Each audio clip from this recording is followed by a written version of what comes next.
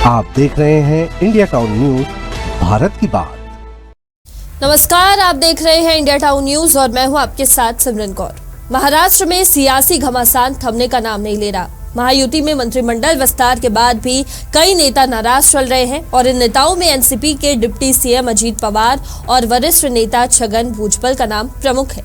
हाल ही में अजीत पवार ने एक नई डिमांड करके बीजेपी के माथे की टेंशन की लकीरें बढ़ा दी है। पवार ने केंद्र सरकार से प्याज पर लगी 20% निर्यात ड्यूटी को हटाने की मांग की है, जो किसानों के लिए एक चिंता का विषय बन चुका है। वहीं भुजबल मंत्रिमंडल में अपनी अनदेखी से नाराज है और अपनी रणनीति पर विचार कर रहे हैं। आइए जानते हैं क्या है पूरा मामला।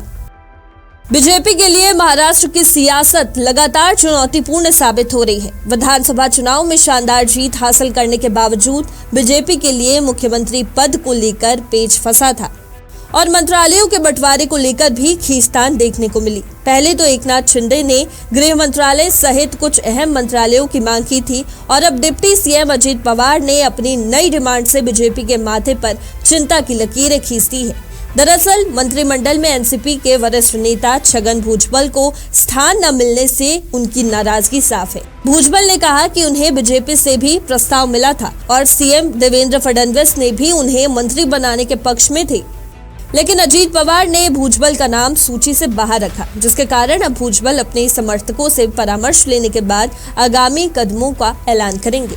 इस स्थिति ने महायुति में और भी सियासी उथल पुथल को जन्म दे दिया है, क्योंकि भुजबल की नाराजगी और बीजेपी से बढ़ती नजदीकी आने वाले समय में एक नई सियासी दिशा तय कर सकती है।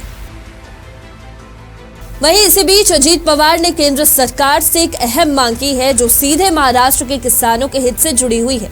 पवार ने केंद्रीय मंत्री पीयूष गोयल को पत्र लिखकर प्याज के निर्यात पर 20% शुल्क हटाने की अपील की है। नासिक जिले के प्याज उत्पादकों के लिए ये एक बड़ा मुद्दा बन चुका है, क्योंकि निर्यात शुल्क के चलते प्याज का उत्पादन ज्यादा होने के बावजूद उसे अंतर्राष्ट्रीय बाजार में बेचने में दिक्कतें आ रही थी। पवार का कहना है कि इससे किसानों को भारी नुकसान हो रहा है और उन्हें अपनी उपज को बहुत कम कीमतों पर बेचना पड़ रहा है। अजीत पवार ने अपने पत्र में ये भी लिखा कि नासिक में प्याज की भारी मांग है, लेकिन 20% शुल्क के कारण राज्य का प्याज अंतर्राष्ट्रीय बाजार में प्रतिस्पर्धा नहीं कर पा रहा है। उन्होंने कहा कि अगर ये शुल्क हटाया जाता है तो किसानों को राहत मिल सकती है और वे अपनी उपज को बेहतर मूल्य पर बेचने में सक्षम होंगे।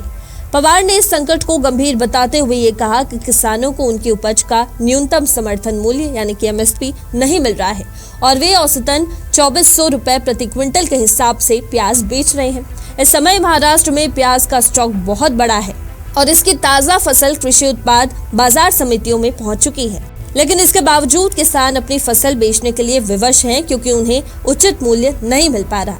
पवार ने यह भी बताया है कि अगर किसानों को अपनी उत्पादन लागत से भी कम कीमत पर प्याज बेचना पड़ा तो उन्हें और भी ज्यादा नुकसान उठाना पड़ेगा। महाराष्ट्र के कृषि परिदृश्य को लेकर पवार की चिंता को देखते हुए ये सवाल उठता है कि क्या केंद्र सरकार इस मुद्दे पर शीघ्र कोई कदम उठाएगी। महाराष्ट्र की राजनीति में इस समय कई ऐसे मोड़ आ रहे हैं जिनसे आने वाले समय में न केवल बीजेपी और एनसीपी के रिश्ते प्रभावित होंगे, बल्कि किसानों के मुद्दे पर भी एक सियासी दलों के बीच हलचल तेज हो गई है। छगन भुजबल की नाराजगी, अजीत पवार की नई डिमांड और किसानों के संकट को लेकर बढ़ती सियासी गतिविधियां ये संकेत दे रही है कि महाराष्ट्र में सियासी स्थिति को लेकर और भी उलझनें बढ़ सकती है। अब देखने वाली बात तो ये होगी कि बीजेपी इस चुनौती का सामना किस तरह करती है और क्या इस मामले में केंद्र सरकार कोई त्वरित कदम उठाएगी ताकि महाराष्ट्र के किसानों को राहत मिल सके। फिलहाल आज के लिए इतना ही। देश और दुनिया की तमाम खबरों के लिए आप देखते रहिए इंडिया टाउन न्यूज, भारत की बात। नमस्कार। आप देख रहे हैं इंडिया टाउन न्यूज, भारत की बात।